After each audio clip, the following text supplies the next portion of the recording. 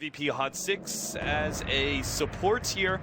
A lot of teams have been kind of playing around with the Pugna support over the last VP can do to make sure that G does well. They just kind of have to play passive on this mid.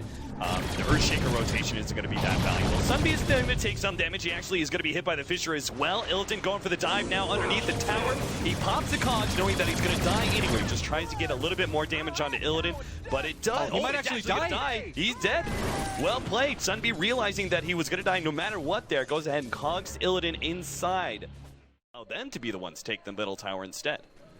And it's actually really interesting that MP decides to go for the Aghanim Scepter first. I guess they want the synergy between the two, or actually he's going to go for probably the Bloodstone, considering that he's got the Arcane Boots on the point. Oh, ball. He's going to need to make a save here. Nice regressive line, but the Echo Slam does extra damage. He'll beat up Pugna, and there's the Walrus Punch to finish off the Bloodseeker as well. The TP's come in. In fact, MP might be in some trouble. God, underneath that tier 2 tower, already losing his refraction, decides to back up, but MVP definitely can't be too aggressive here. The Fissure comes out. God immediately blinking onto MP and will be able to get the kill before the Impale lands.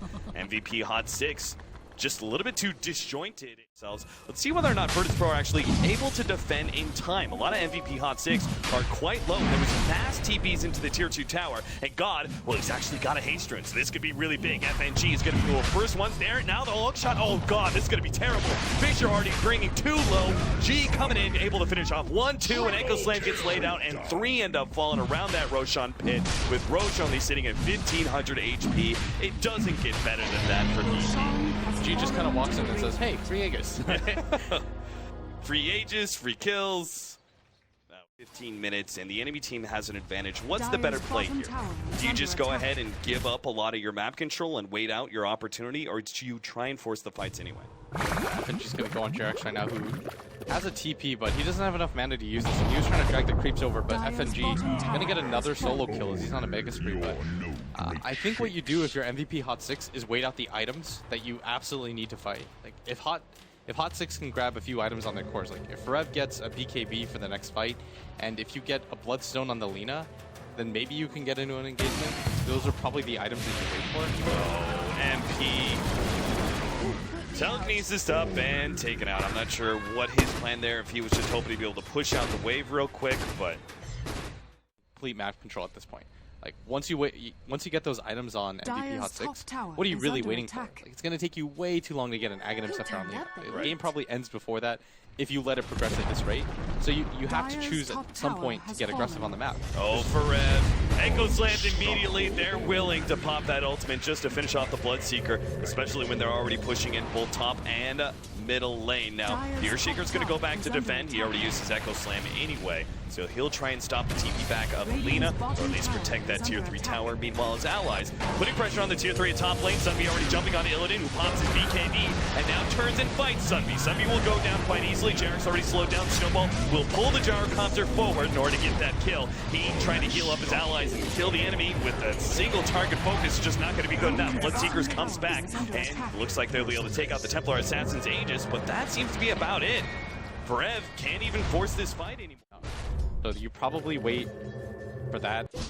I still think they maybe should just smoke right now and try to go for something before the Rosh fight, because I feel like the Rosh fight is just way too obvious.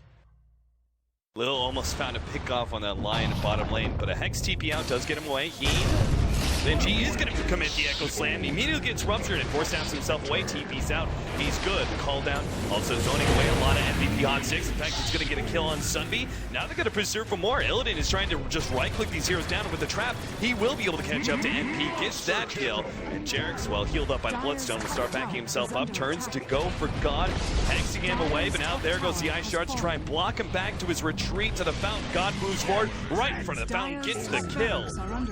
Lion was running up those fatal steps, but it wasn't good enough, and sure enough, MVP HOT6 call it. GG, 24 minutes, 26-5. Virtus.pro, a very dominant victory by them. They just totally outplayed them from start to finish. MVP HOT6's lineup, when you originally look at it, that's so unforgiving.